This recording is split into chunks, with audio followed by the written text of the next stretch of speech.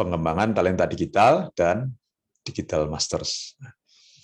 Ini topik ini sebenarnya luas, meskipun judulnya hanya satu ya. Jadi target pertemuan ini Anda diharapkan nanti mampu menjelaskan konsep, jadi mampu memahami ya. Kalau menjelaskan konsep berarti targetnya memahami, buktinya dapat menjelaskan. Pengembangan talenta digital atau SDM digital dan digital masters, ini organisasi yang tingkatan kompetensi ya, orang-orangnya itu sudah sampai master di bidang digital. Tidak hanya teknologi, namun juga budaya dan perilaku, atau yang di level manajemen berarti kepemimpinannya itu harus kepemimpinan yang mampu mengadopsi, mentransformasi gitu ya, dari bisnis konvensional menjadi bisnis yang berbasiskan digital. Itu topik kita selama ini, tidak jauh dari ini. Yang beda adalah kita menggabungkan ya, sekarang ini mencoba menggabungkan berbagai topik itu nanti dalam tugas di 12 ya, itu menjadi ide bisnis digital. Jadi kita mulai dari di awal itu membahas transformasi digital itu mempengaruhi industri gitu ya. Ini saya ulang sebentar saja, sehingga industri sekarang itu disebut industri 4.0 gitu. Jadi penyebabnya apa? Yaitu mobile ya, komputasi bergerak atau mobility, mobile computing ya, mobile networking. Jadi semua arah penggunaan teknologi itu berbasis mobilitas. Artinya bisa dari mana saja, bahkan sambil bergerak. Maka teknologi wireless, teknologi handphone seluler itu menjadi yang merajai dunia saat ini. Yang kedua, cloud computing. Jadi pengolahan data menjadi informasi. Ini kan istilah dari ilmu komputer yang paling sederhana ya. Jadi data itu tidak tersimpan di komputer yang ada di kantor, tapi di internet. Nah, itu yang paling sederhana ya. Bahkan kita seakan-akan memiliki hardware di internet, tapi hardware-nya sebenarnya hasil dari virtualisasi atau simulasi. Kita punya software juga di internet, kita punya jaringan di internet. Ini sudah berkembang sebenarnya 20 tahun terakhir, namun baru 10 tahun terakhir ini menjadi sangat populer. Semua perusahaan itu memiliki sistem informasi ya, atau aplikasi, termasuk infrastrukturnya itu di internet. Hanya sebagian operasional saja yang berada di kantor. Sehingga banyak perusahaan digital itu tidak punya kantor bahkan ya, kerjanya semua dari rumah. Ini karena cloud computing ini. Maka muncul istilah platform yang kita bahas di pertemuan 3 minggu yang lalu ya, bahwa bekerja bersama, bahkan antar perusahaan itu bisa bisnis bersama dengan sebuah sistem, ya, sistem bersama. Nah, sistem kerja bersama itulah dinamakan platform. Contoh platform yang sederhana adalah marketplace ya, jadi marketplace. Jadi orang berjualan, membeli, transaksi, pembayaran, pengiriman itu dengan software yang sama, bahasa kita ya sebut aplikasi yang sama, itu platform. Nah, kemudian ke depan dan sudah mulai dari sekarang yaitu Internet of Things. Jadi semua perangkat itu terhubung ke internet. Ya, dimulai dari handphone tadi ya, kemudian berkembang menjadi alat pembayaran yang lain. Ya, jadi ada ATM yang dulu hanya bisa membayar di ATM, sekarang bisa membayar dimanapun. Karena perangkat yang terhubung ke internet itu ada di mana-mana ya. Yang paling sudah banyak digunakan itu kan mesin kasir gitu ya, yang di supermarket, minimarket itu sudah langsung ke internet.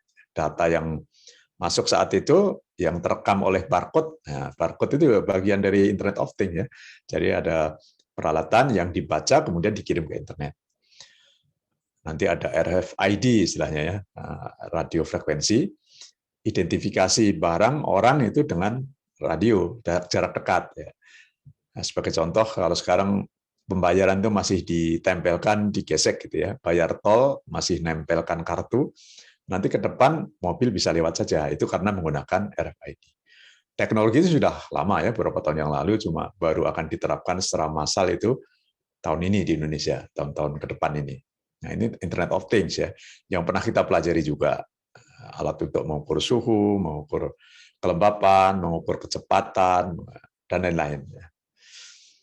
Kemudian yang paling tinggi ya, ini yang paling panas istilahnya, paling dicari orang-orangnya itu adalah yang memahami pengolahan data secara mendalam. Nah, maka ada istilah big data, data yang sangat besar yang harus diolah menjadi informasi yang sangat berguna ya. Bahkan pengolahan itu sudah menggantikan fungsi-fungsi manusia. Jadi contohnya tadi di kasir ya, kasir sekarang sudah ada yang komputer saja, jadi tidak ada orangnya. Gitu. Bank-bank sudah mengurangi banyak karyawan. Bahkan ke depan ini yang bahaya ini ya, Indonesia kalau nggak siap, pekerjaan-pekerjaan seperti sopir itu digantikan oleh komputer karena mobil-mobilnya sudah bisa jalan sendiri. Nah, itu kalau sudah sampai di sana, itu ya berarti perubahannya sudah sangat besar. Itu transformasi namanya, makanya berubah. Itu sudah kita pelajari semua, sekarang saya rangkum kembali. Nah, sekarang saya berikan acuan lain gitu ya. Ini dari luar negeri, saya baca hasil dari riset bahwa kalau disederhanakan ya teman-teman ya. Kalau saya tadi membahas kan lebih lebar ya kemana-mana, tapi dia membuat lebih sederhana ini. Mereka ini ada 3 orang penulisnya, 2 orang maaf, Ivano dan Margaret ini. Dia meriset bahwa kuncinya itu sebenarnya 5 ini. Jadi data, ya kalau kita bicara data itu berarti termasuk pengolahannya tentu saja ya, maka digambarkannya itu komputer gitu ya. Jadi penyimpanan, pengolahan, berarti ada software di dalamnya, tidak hanya data dalam pengertian data mentah ya. Kemudian cloud tadi yang sudah kita bahas ya, komputernya, network jaringannya, itu semua ada di internet. Dan tentu saja ya bisnis itu tidak akan jalan tanpa orang. Ini yang kita bahas hari ini, orangnya ini. Nah, bisnis kita sudah pelajari beberapa kali ya apa itu bisnis ya, termasuk organisasi sosial, organisasi pendidikan, itu juga kita sebut bisnis di sini. Jadi semua organisasi yang melakukan kegiatan bersama-sama dengan orang lain ya, menawarkan produknya bisa barang, bisa jasa seperti pendidikan gitu ya, konsultan. Dan ini yang tadi saya katakan lagi mulai panas ya sekarang, itu adalah Internet of Things dan hubungannya nanti dengan data-data yang dihasilkan oleh perangkat-perangkat ini. Ini kan ada mobil, ada pesawat, ada berbagai macam ini ya. Ini semua terhubung ke internet ya. Nah, berarti dia menghasilkan data dan datanya diolah di sini. Terus menghasilkan rekomendasi ke perusahaan. Misalkan, oh Anda harus memproduksi barang ini, harus diubah gitu ya. Itu berdasarkan data yang diperoleh dari minimarket, dari perjalanan orang dan lain-lain tadi ya. Jadi perjalanan orang, pembelian barang itu terekam semua. Jadi data yang banyak itu menghasilkan rekomendasi. Nah, itu artificial intelligence yang sederhana itu kan salah satunya adalah memberikan rekomendasi, memberikan prediksi gitu ya. Nah, kalau yang lebih canggih lagi memang seperti manusia tadi ya, contohnya robot gitu ya. Itu robot hanya contoh saja. Nah, maka tidak hanya data cloud manusia yang kita bahas hari ini ya, organisasi dan Internet of Things, tapi juga semua teknologi yang mengubah industri ini menjadi industri 4.0, yaitu smartphone, ya, ini tambahannya gitu ya. Ada yang punya tablet, komputer semakin cepat, ya komputer makin kecepatannya makin tinggi, itu kan mempercepat proses ini. Memori makin besar juga, sensor-sensor, nah, Internet of Things itu kan sensor. RFID itu sebenarnya tergolong sensor juga ya, untuk pembayaran dan lain. Dan koneksi-koneksi sekarang, koneksi internet, koneksi jaringan itu wireless. Nah, ini mendukung mobility tadi ya, kalau di slide sebelumnya. Ini dia mencoba merangkum. Nah, lalu apa hubungannya dengan bisnis digital? Kalau kita bicara bisnis, selalu modelnya apa? Itu yang jadi pertanyaannya. Jadi teman-teman yang saya berikan contoh ini kan BMC ya, BMC, bisnis model canvas yang jumlahnya ada 9. Tapi ya tidak harus ya ketika kita menyusun, boleh aja pakai Lean Canvas itu. Tapi ini memang banyak yang menggunakan sebagai pemahaman paling tidak. Ketika kita mau membuat bisnis atau kita kerja di perusahaan yang ingin mendigitalkan gitu, bisnisnya mau memanfaatkan teknologi digital, nah, biasanya harus menyusun kembali model bisnisnya gitu ya, mempertimbangkan ulang, menemukan baru bahkan ya bisnis model baru. Jadi kita harus tahu apa sih nilai yang kita berikan kepada pelanggan kita. Value proposition itu kan gitu, nilai yang kita tawarkan. Kemudian segmen yang kita jadikan target pelanggannya kan luas sekali ya, kan tidak semua kita jangkau misalnya. Kita mau mentargetkan pelanggan yang mana, daerah mana, usianya berapa, penghasilannya berapa, itu namanya segmen. Ini salah ketik tapi ini karena saya copy paste dari tulisan orang ini ya. Revenue stream, kita akan menghasilkan uang itu dari mana? Dari iklan atau dari jasa konsultan ya, atau dari penjualan produk ya, produk barang misalnya software gitu ya, atau bahkan barang fisik. Tapi pengelolaannya semua di kita. Channel ya, kita mau memasarkan, menjual melalui saluran apa saja. Itu digital marketingnya di sini. Nah, demikian pula kita perlu memberikan perhatian kepada pelanggan, customer relationship ya. Itu mau dikelola seperti apa pelanggan itu, keinginan pelanggan. Bahkan dengan software yang sekarang ya CRM misalnya, customer relationship management, itu setiap pelanggan bisa dilayani secara beda karena pakai software ya. Jadi tidak sulit lagi nanti. Dan siapa saja menjadi partner atau mitra kita, itu harus kita rumuskan.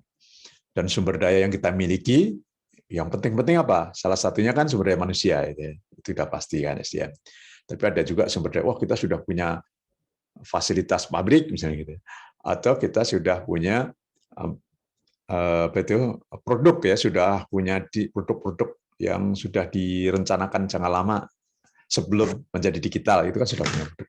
Resources itu bisa macam-macam ya, bahkan gedung itu juga resources. Sumber daya kunci, bisa infrastruktur gedung, atau kita sudah punya jaringan komputer yang luas sebelum ini. Nah ini berarti itu menjadi penentu nanti. Kalau sistem komputer kita, software kita sudah bagus, ya itu sudah sumber daya yang sangat bagus. Kemudian aktivitasnya apa? Artinya cara kita melayani pelanggan itu seperti apa? Aktivitasnya. Proses bisnis kita seperti apa? Dan terakhir, pembiayaannya seperti apa? Cost structure ya, struktur pembiayaan. Kita mau dapat modal dari mana, kemudian mau menggunakannya seperti apa. Ini yang lengkap teman-teman. Nah, ini semua harus mempertimbangkan data ya. Berarti kita harus punya data. Kalau kita bicara dengan pelanggan itu berarti kita punya data pelanggan gitu ya. Terus teknologi kita ada di cloud. Ini tadi yang saya sudah jelaskan ya. Dan kita harus punya orang-orang yang talent ya, yang ahli di situ ya. Nah, people-nya ini. Tentu saja bisnisnya harus kita organisasinya ya. Kita bicara bisnis kan sebenarnya bisa organisasi dalam arti luas ya. Dan things ya, semua perangkat kita itu ke internet gitu ya. Ini saling mengkait gitu. Kenapa ada diagram ini ya? Jadi tidak bisa dilepaskan dari data, cloud, people, business, things dalam arti luas datanya ya, termasuk pengolahannya. Nah, lalu untuk bisa menjadi transformasi ya, bisa menjalankan transformasi, itu butuh apa perusahaan? Jadi ini teman-teman kenapa ini saya ulang? Karena bisa jadi teman nanti ketika bekerja gitu ya, itu di perusahaan yang ternyata sudah jalan baik, tapi persaingan makin keras ya. Dan dia misalnya perusahaan itu mereka belum menerapkan digital. Nah, maka harus diubah kan. Karena kalau tidak kalah bersaing atau ditinggalkan pelanggan gitu ya. Tidak ada pesaing, tapi pelanggannya pergi sendirian ya. Jadi itu istilah kalah bersaing itu dalam arti luas, tidak selalu punya pesaing yang sama. Bisa jadi pesaingnya itu bukan produk yang sama dengan kita, ya. Tapi karena produk kita nggak dibutuhkan lagi, layanan kita tidak sesuai lagi dengan kebutuhan pelanggan, karena tidak digital.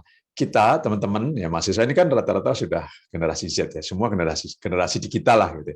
Tapi perusahaan tempat kerja belum tentu. Nah, kitalah yang harus memikirkan perusahaan itu harus diubah menjadi digital. Sebagian atau keseluruhan ya tergantung produknya. Nah, berarti harus ada strategi bisnis ya, teman-teman ya. Kalau kita bicara strategi itu perubahan misi itu harus jelas ya, harus punya misi. Ya jelas, misi itu cita-cita jangka panjang. Mimpi lah ya. Karena berubah menjadi digital, berarti visinya berubah kemungkinannya. Jadi disusun ulang itu strateginya. Termasuk tadi mentargetkan pelanggannya bisa jadi berubah gitu ya. Targeting, positioning, kalau ada pesaing, posisi perusahaan kita terhadap pesaing bisa jadi berubah juga. Jadi dimulai dari visi dan misi. Ini mulai ya. Nanti lanjutannya tujuannya bisa jadi berubah ya. Jadi urutannya kan visi, terus misi itu apa yang dilakukan, kemudian tujuan adalah apa yang akan dicapai, dan berikutnya program apa yang dilakukan lebih detail, program kerjanya ya. Nah, kalau di pemasaran digital berarti kita merumuskan targetnya siapa dan khasnya produk kita itu apa dibandingkan pesaing. Istilah pemasarannya disebut positioning ya. Posisi kita terhadap pesaing. Berarti akhirnya mengubah proses bisnis ya. Jadi cara-cara kita melakukan bisnis di semua lini itu bisa jadi berubah ya, karena menggunakan digital, dari sebelumnya tidak pakai digital. Dan tentu saja akan perubahan SDM, ada perubahan SDM ya. Kalau SDM-nya bisa dikembangkan, berarti pengembangan kompetensi SDM. Ini tidak harus mengganti kan ya. Meskipun ya kadang tidak bisa dihindarkan. Ini SDM yang ada sudah tidak bisa diubah misalnya, tidak bisa ditingkatkan lagi ya. Ya contohnya tadi, contoh sederhana yang paling mudah kita pahami itu sopirnya di PHK, kasirnya di PHK ya, karena tidak butuh kasir. Sedangkan dia tidak bisa di-training untuk pekerjaan yang lebih tinggi, misalnya sebagai analis seperti Anda gitu ya, yang harus memahami ilmu IT yang sangat luas meskipun nggak ahli. Analis kan gitu ya, memahami bisnis proses yang lengkap dan memahami teknologi. Nah, kalau dia tidak kuliah kan nggak bisa. Apalagi jadi programmer, kalau dia tidak pernah training, tidak bisa ya. Ya terpaksa diubah orangnya, diganti ya, atau dikembangkan. Itu yang jadi topik hari ini. Perubahan budaya kerja ini kaitannya dengan SDM juga ya. Jadi cara kerja berubah untuk penghematan dan untuk produktivitas. Contohnya ya, kalau dulu itu kerja itu harus selalu dari kantor, zaman dulu ya. Tapi 3 tahun, 4 tahun terakhir kan sudah trennya bekerja itu dari mana saja, dari rumah. Pandemi membuat itu menjadi nyata ya, bisa. Ternyata banyak orang bisa bekerja dari rumah. Budaya kerja mengubah kan, salah satunya budaya kerja digital adalah selalu menggunakan digital dan siap kapan saja gitu ya. Ya tentu saja ada batas-batas waktu istirahat dan lain-lain, tapi ketika dia memang dibutuhkan, ya malam pun bisa. Kalau zaman dulu kan tidak bisa ya, karena belum ada digital yang merata dan sudah capek di kantor, macet di jalan. Gitu. Nah itu perubahan, banyak perubahan budaya kerja dengan digital ini. Dan kelima, pengembangan kepemimpinan. Nah ini topik kita juga hari ini. Jadi apa yang harus dikuasai oleh seorang pemimpin? Nah, dari sisi ilmu kepemimpinan, leadership sama ya, tapi karena ini digital berarti dia harus mengubah cara memimpinnya, karena digital ya. Tadi contohnya dulu kalau memimpin rapat harus kumpul, sekarang kan ya kumpul tapi kumpulnya di work group gitu ya, di Telegram group atau di WhatsApp group gitu. Nah kalau pemimpinnya tidak bisa berubah ya perusahaan itu nggak akan dapat bertransformasi, tidak akan berubah jadi perusahaan digital, bisnis digital. Nah, akhirnya ini dari buku Digital Mastery, ini ditulis oleh dokter dari Telkom, dan ini sudah diterapkan di salah satu anak perusahaannya Telkom, ya, Telkomsel. Ya. Nah, akhirnya dia menghasilkan sebuah buku bahwa menurut dia berdasarkan risetnya itu bisa dikelompokkan menjadi 4 perusahaan itu ya, perusahaan digital beginners ya. Itu yang masih rendah dua-duanya kemampuan digitalnya ya, digital artinya teknologi yang dikuasai, software yang dimiliki gitu, itu rendah. Dan kepemimpinannya juga rendah.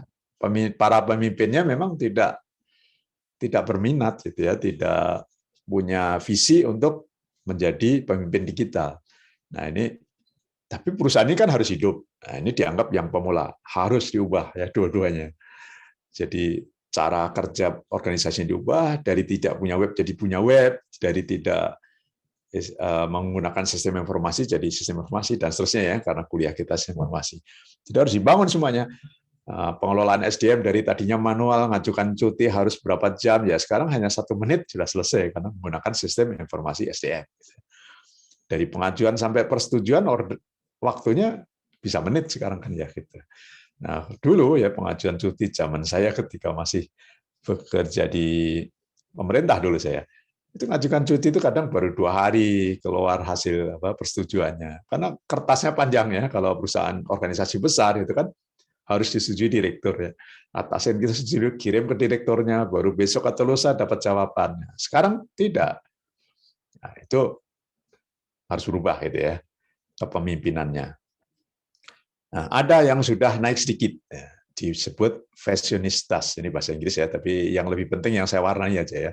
Jadi kemampuan digitalnya, jadi teknologi yang dimiliki, software yang ada, termasuk orang-orang yang ada itu sudah mampu menghasilkan sistem informasi, gitu ya. Sudah mampu membangun aplikasi misalnya.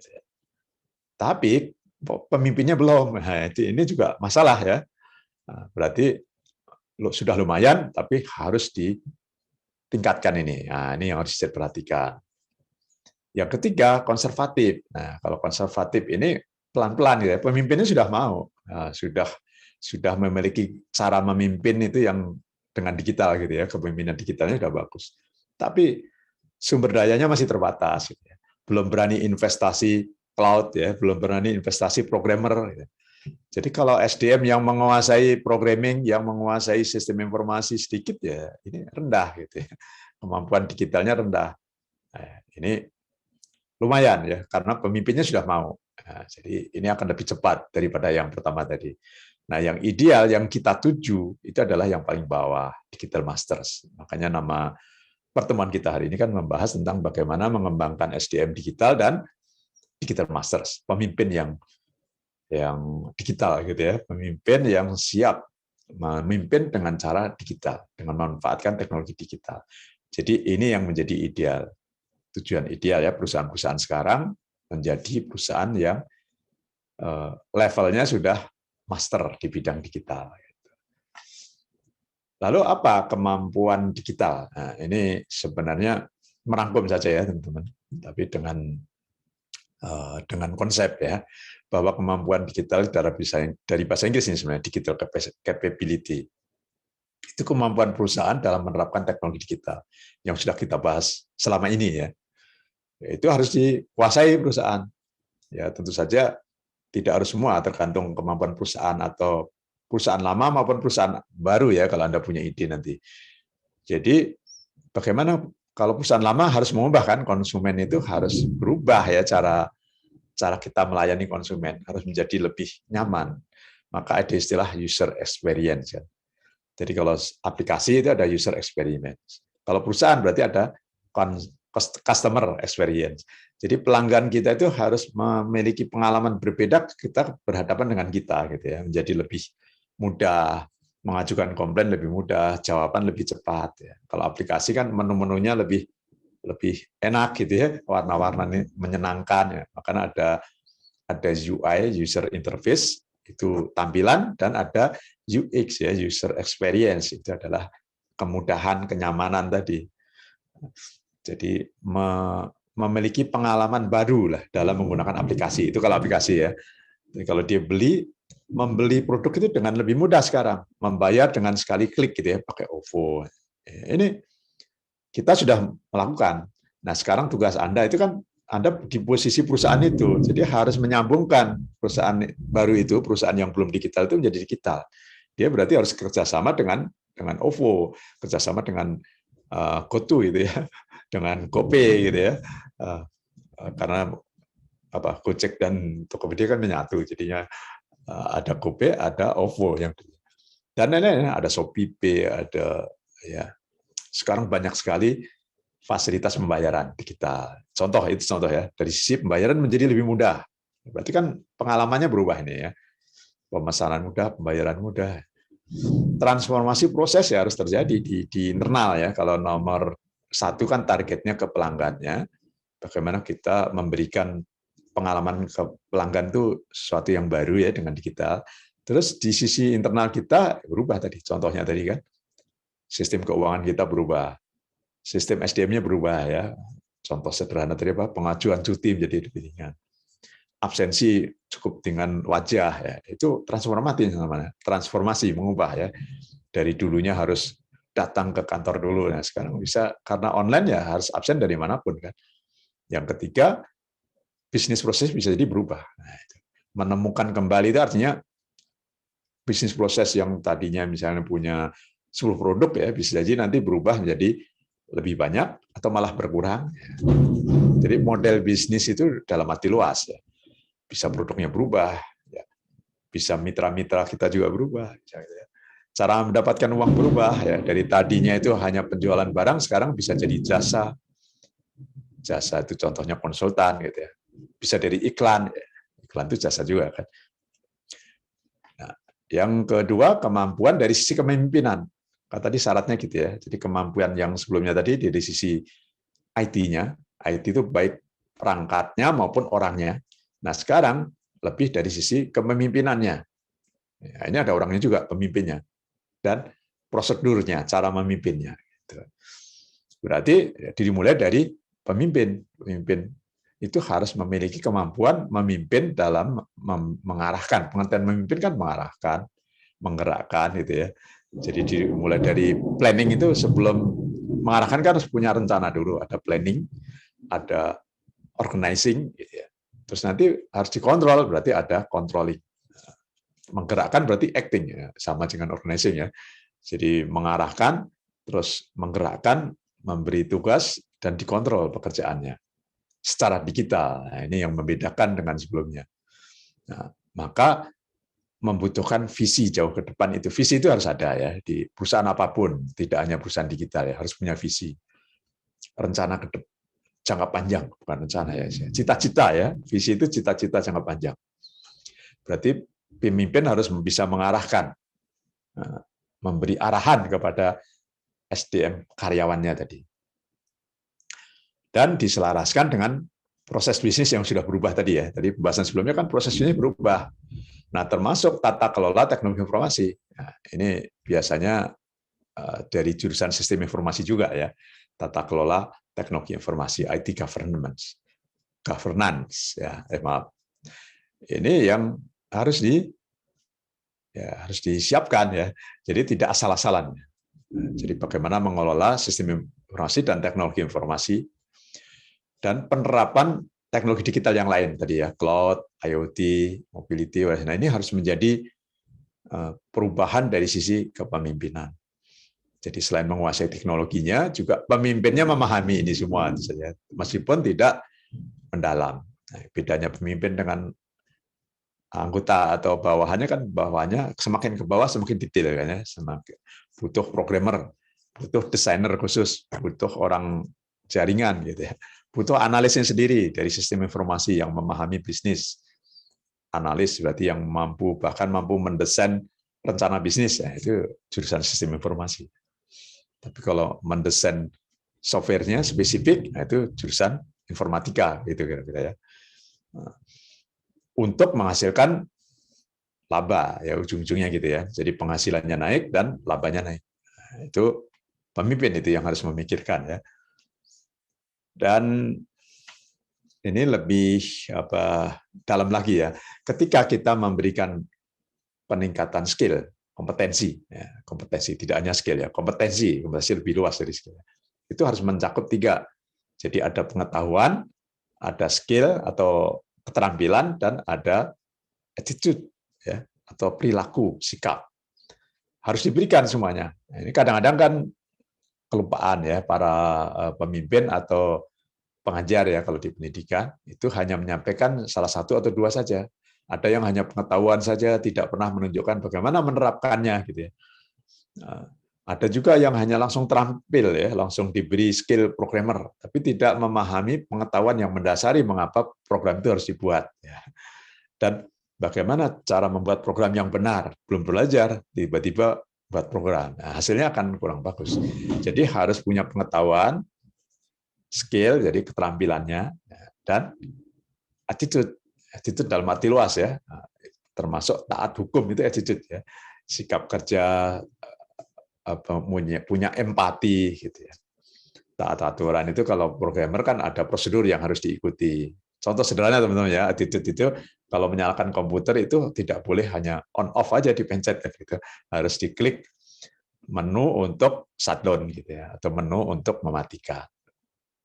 Itu namanya prosedur kerja. Jadi prosedur kerja harus ditaati. Itu bagian dari attitude ya, menaati prosedur kerja. Etika kerja. Jadi saya tidak tulis ya, tapi termasuk di situ. Jadi memahami, menaati, ya, menjalankan prosedur kerja itu attitude. Kalau hanya mengetahui itu letaknya di atas ya teman-teman. knowledge. Mengetahui aturan-aturan, itu knowledge. Terus menerapkannya, itu attitude kalau aturannya. Mengetahui cara membuat program, itu knowledge. Nah, kita kan sekarang levelnya lebih banyak di nomor 1 ya, mengantar bisnis digital. Gitu. Terus mengetahui banyak hal. Nah, menerapkannya, ya bertahap, teman-teman belajar nanti, mulai dari bagaimana membuat web, nah, itu menerapkan namanya skill itu ya. Bagaimana memasang WordPress gitu ya, membuat web dengan WordPress, itu skill.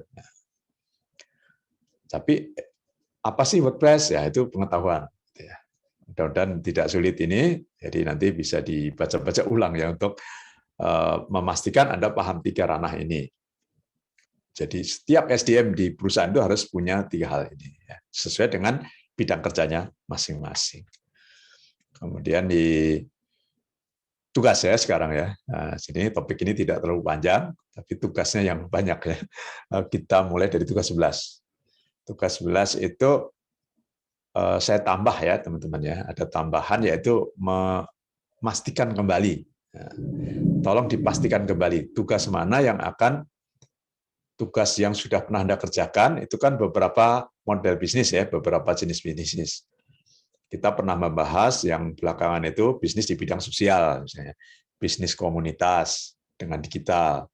Pernah membahas bisnis yang dagang, jual beli, misalkan marketplace, membuat e-commerce ya, itu berarti jual beli, bisnis dagang ya. Atau bisnis yang untuk pendidikan ya, pemerintahan.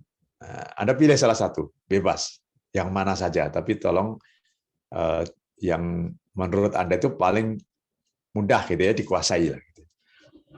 Ini baru ide ya, karena namanya ide tidak harus dijalankan, tapi idenya harus lengkap. Ini tugasnya kita. Jadi melatih kita ya Anda itu memahami proses bisnis digital itu secara lengkap.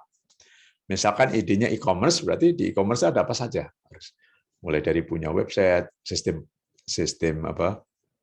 manajemen kontennya gitu kan. Makanya ada WordPress gitu ya. Terus kemudian ada sistem pembayaran, misalnya menggunakan apa. Sistem pengiriman barang kalau ada barang itu pakai apa. Dan bagaimana melayani pelanggan tadi ya, CRM atau customer relationship-nya pakai apa gitu ya.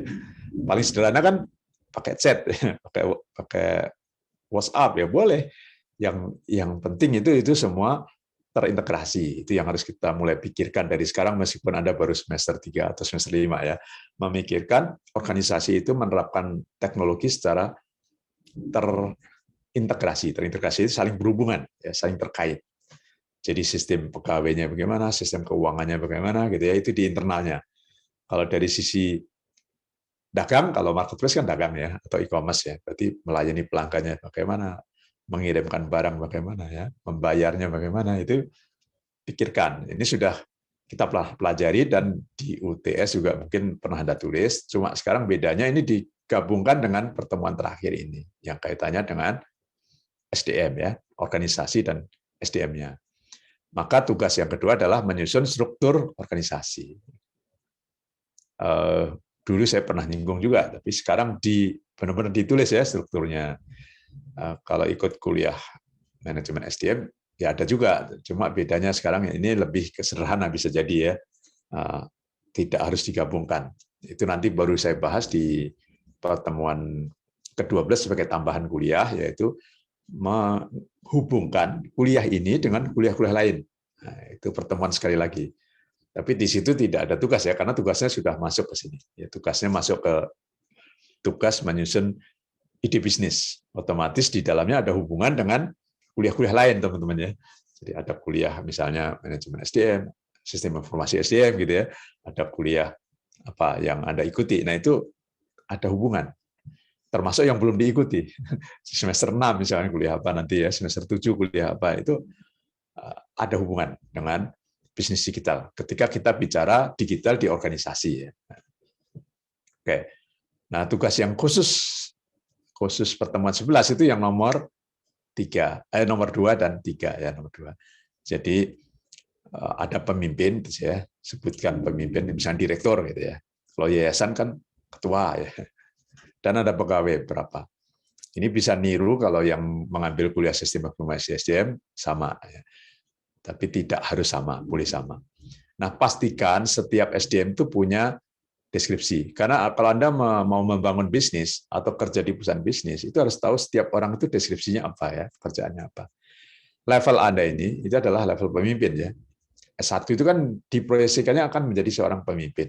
Dimulai dari seorang manajer junior, kemudian nanti naik manajer senior gitu ya. Kemudian Anda menjadi general manager, kemudian menjadi atau istilahnya apa? Vice President, VP, baru kemudian direktur ya.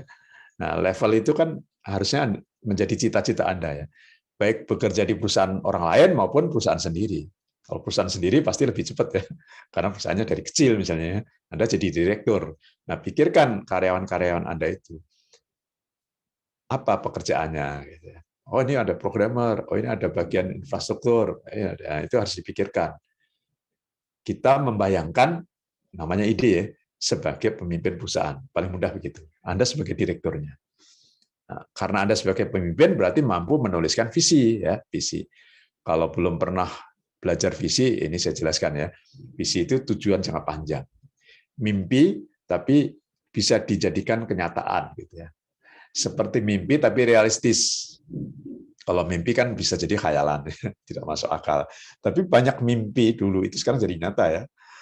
Film-film kartun zaman dulu itu kan menganggap mimpi itu bisa bicara lewat video ya. Itu mimpi sekarang jadi kenyataan. Mobil jalan sendiri dulu mimpi ya, sekarang sudah banyak mobil bisa jalan sendiri.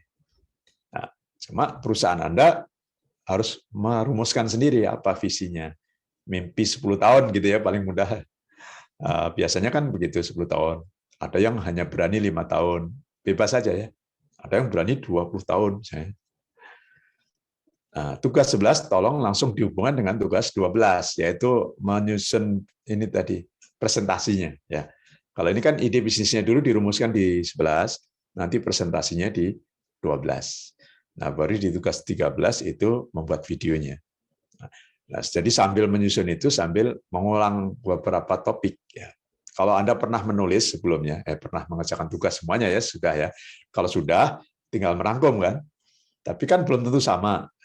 Belum tentu sama. Misalkan, oh, saya akan berubah ide bisnisnya. Ya boleh berubah dari sekarang ya. Untuk tugas akhir ini, untuk tugas yang paling terakhir ya, nomor 12 itu. Jadi presentasi ini mirip proposal bisnis, tapi digital syaratnya ya. Jadi kita memanfaatkan digital. Jadi fokuskan ke bisnis berbasis digital. Gitu ya.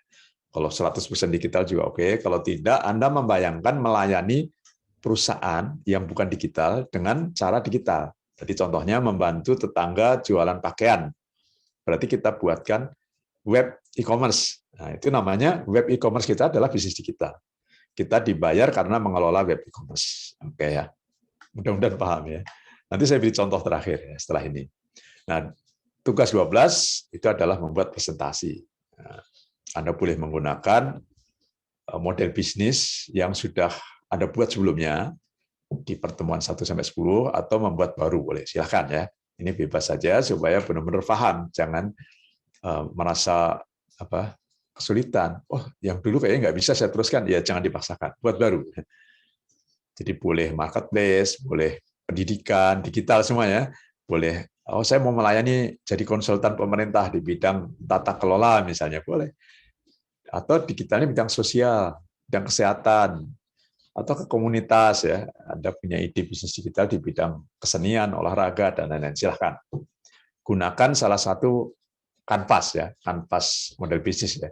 Pakai Lean Canvas atau bisnis model kanvas, silakan. Dan proyeksi keuangan ya, sederhana. Kalau Anda tidak memahami keuangan, ya paling tidak butuh modal berapa, lalu akan mentargetkan penghasilan berapa dalam setahun dan labanya berapa. Sederhana dulu karena ini baru ide dasar ya di awal. Dan buat presentasi itu jangan lebih 10 menit. Karena bos-bos yang mau memberi modal itu biasanya juga tidak punya waktu lama ya. Kita asumsinya bayangkan Anda mau menawarkan bisnis ini ke seseorang. Dan seseorang itu hanya punya waktu misalnya 5 menit gitu ya. Oke, 5 menit presentasikan dalam bentuk PDF. Nah, nanti tugas 13-nya dalam bentuk video gitu ya.